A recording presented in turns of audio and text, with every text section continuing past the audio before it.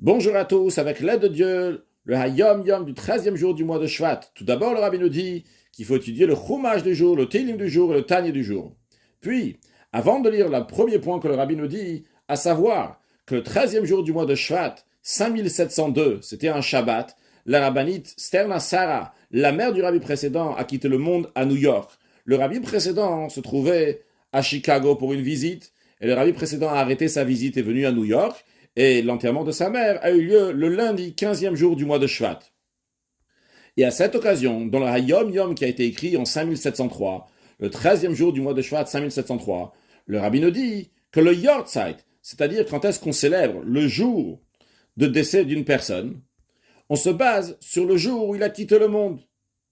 Même si c'est la première année, et même si l'enterrement n'était pas le jour même de la mort, mais plus tard, comme c'était le cas donc pour la rabbinite Sterna Sarah, qu'elle a quitté le monde Shabbat 13 Shvat, elle a été enterrée seulement lundi 15 Shvat. Pourtant, le Yortzeit, c'est le 13e jour du mois de Shvat, on se base sur le jour de décès et non pas sur le jour de l'enterrement.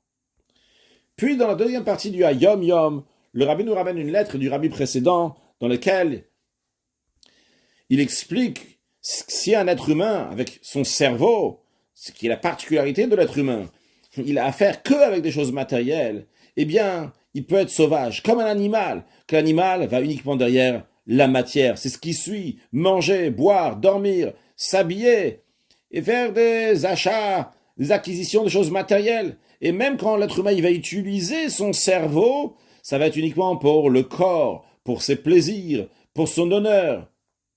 Et avec son cerveau, il va réfléchir comment je peux atteindre et avoir toutes ces choses-là.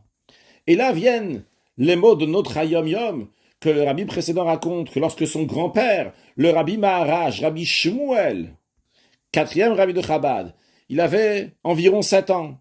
Son père, le Tzemar Tzedek, l'interrogeait dans des questions de ce qu'il étudiait. Et des fois, lui-même, le rabbi Maharaj, demandait à son père des questions. Et il lui a demandé quelle est la particularité, qu'est-ce qu'il y a de tellement spécial que Dieu a ça et à Adam Yachar, littéralement qu'il a créé l'homme droit. Mais cela veut aussi dire que l'être humain, il est droit dans le sens qu'il a les pieds sur la terre, il n'a que 2 pieds sur la terre, le reste de son corps va vers le haut, donc il est dressé. Et le rabbi Maharaj a demandé à son père, quelle est cette particularité? Et le Tzemar Tzedek lui a dit que celui qui marche de manière qu'il est dressé, donc 2 pieds sur terre et la tête vers le haut, il peut voir le ciel. Par contre, celui qui marche sur 4, donc un animal, il ne voit que la terre. Le cheval, la mule, ne voit jamais le ciel. Et ça, c'est la bonté, la particularité, le plus que Dieu, il a gratifié l'homme qui va marcher en étant dressé. Non pas à 4 pattes, mais sur 2 pieds et la tête vers le haut. Vrai, il marche sur le sol, mais quand même, il voit le ciel, ce qui n'est pas le cas de celui qui marche à 4 pattes, qui ne voit uniquement la terre. Alors évidemment, le message ici, il est que nous sommes des êtres humains, et nous avons cette particularité, cette chance de pouvoir être attachés au divin, au moins spirituel, se détacher de la matière. Vrai, on est rattaché au sol, on a 2 pieds sur la terre, mais on peut voir, comprendre du spirituel et du divin.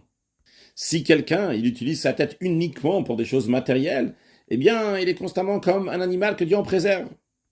Dans la suite de la lettre, comme je le comprends, le rabbi précédent fait aussi une distinction entre ceux qui étudient uniquement la partie dévoilée de la Torah et ceux qui étudient aussi la partie cachée de la Torah, la partie dévoilée de la Torah qui parle uniquement des choses qui sont matérielles, comment il faut faire ci, comment il faut faire ça, etc., comme Dieu le demande. Mais il dit que c'est pas suffisant parce que finalement il est encore dans la matière, contrairement à celui qui pense aussi à la divinité, il étudie la divinité, il étudie Chassidut.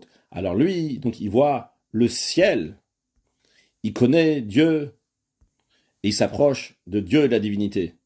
Que Dieu fasse que très prochainement, nous allons voir tout cela concrètement, tout en étant ici bas, une neshama dans un corps en bonne santé, voir les grands dévoilements divins qu'il va y avoir très prochainement avec la venue de Mashiach. Now, un excellent Yom.